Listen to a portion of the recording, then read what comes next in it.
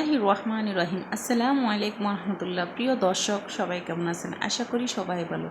দর্শক, ধনিয়া পাতা সংরক্ষণ করার পরও ধনিয়া পাতা নষ্ট হয়ে যাচ্ছে অথবা কালার নষ্ট হয়েছে এবং তরকারিতে দিলে টেস্ট থাকে না। আজকে এমন একটা পদ্ধতি আপনাদের সাথে শেয়ার করব যেটা আপনাদের ধনিয়া পাতা থাকবে একদমই টাটকা এবং ফ্রিজ ছাড়াই আপনারা ধনিয়া পাতা সংরক্ষণ করে রাখতে পারবেন। দর্শক, এখানে আমি বেশ কিছু ধনিয়া পাতা নিয়ে নিচ্ছি, কেননা ধনিয়া পাতার কিন্তু সিজন চলে যায়। আর সিজন যাওয়ার পর কিন্তু ধনিয়া পাতার যে একটা গ্রান থাকে সেটা কিন্তু থাকে না এবং টেস্টও থাকে না।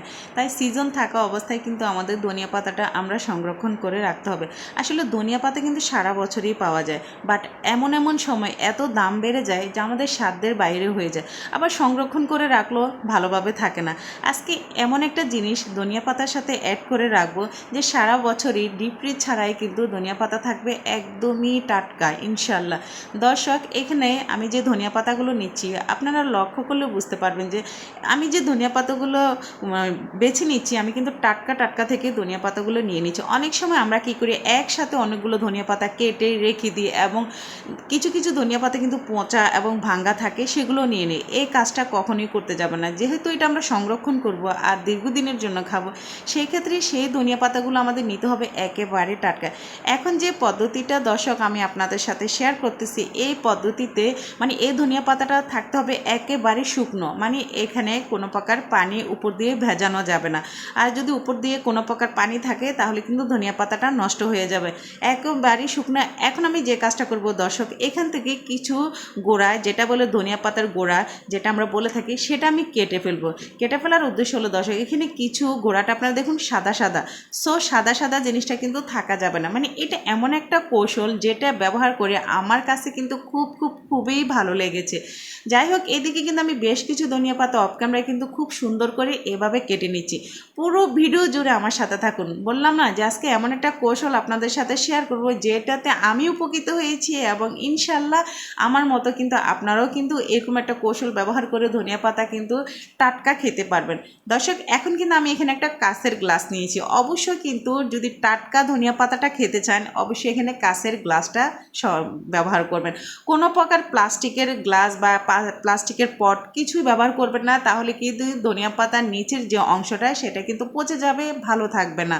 আর এখানে দর্শক আমি কিছু পানি নিয়েছি, পানির মধ্যে শুধুমাত্র আমি এখানেও হলুদের গুঁড়া যেটা থাকে সেটা আমি অ্যাড করেছি। আর হলুদের গুঁড়াও দেওয়ার উদ্দেশ্য হলো দর্শক, এখানে যাতে আমার গুঁড়াটা মানে টাটকা থাকে, কোনো প্রকার পচে না যায়। আপনারা এইরকম হলুদের গুঁড়া দিয়ে পানির মধ্যে ধনিয়া পাতা ভিজিয়ে রাখবেন, এটা ম্যাজিকের মতো কাজ করবে আর ধনিয়া পাতাটা থাকবে একদমই সুন্দর।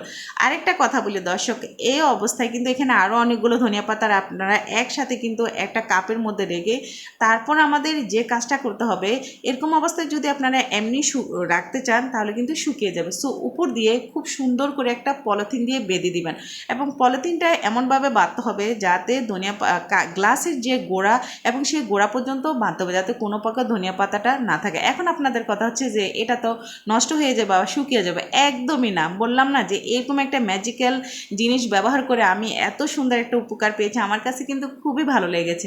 আর এইভাবে কিন্তু ধনিয়া পাতাটা আপনারা যে কোনো একটা ঠান্ডা স্থানে রেখে দিবেন আর এখান থেকে যখনই মন চাবে এভাবে আপনারা নিয়ে তারপর ধুয়ে তরকারিতে দিয়ে দিবেন, খুবই সুন্দর থাকবে, কোনো প্রকার নষ্ট হবে না।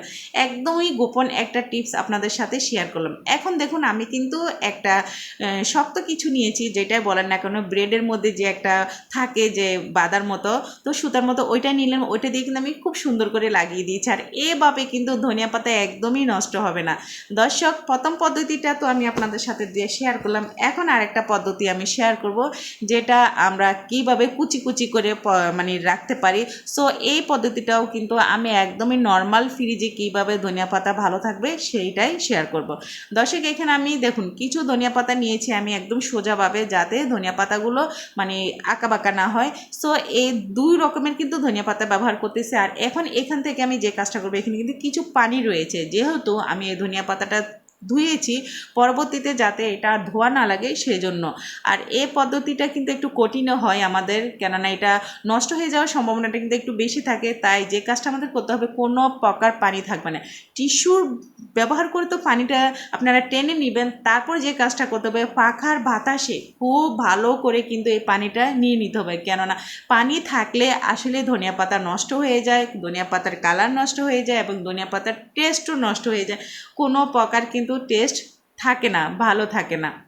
দর্শক আমি আরেকটা কথা বলি, আমি এই ধনিয়া পাতাটা যখন আমি পানিতে ভিজিয়েছিলাম, তো তখন কিন্তু আমি একটু খাবার সোডা পানিতে মিক্স করে তারপর কিন্তু আমি ভালো করে এটাকে ধুয়ে নিয়েছি, যাতে কালারটা সঠিক থাকে। 100% কিন্তু এই কালারটা সঠিক দেবে। এখন যে কাজটা করব দর্শক, এখান থেকে আমি কিছু ধনিয়া পাতা বেছে বেছে নিচ্ছি, যাতে এগুলো আমি একদমই আস্ত রাখবো। আর আস্ত কিভাবে রাখলে ভালো থাকবে সেটাও দেখতে হলে পুরো ভিডিও জুড়ে আমার সাথে থাকবে, কোনো প্রকারই স্কিপ করবে না, তাহলে কিন্তু এই গুরুত্বপূর্ণ জিনিসটা আপনারা একেবারে শিখতে পারবেন না।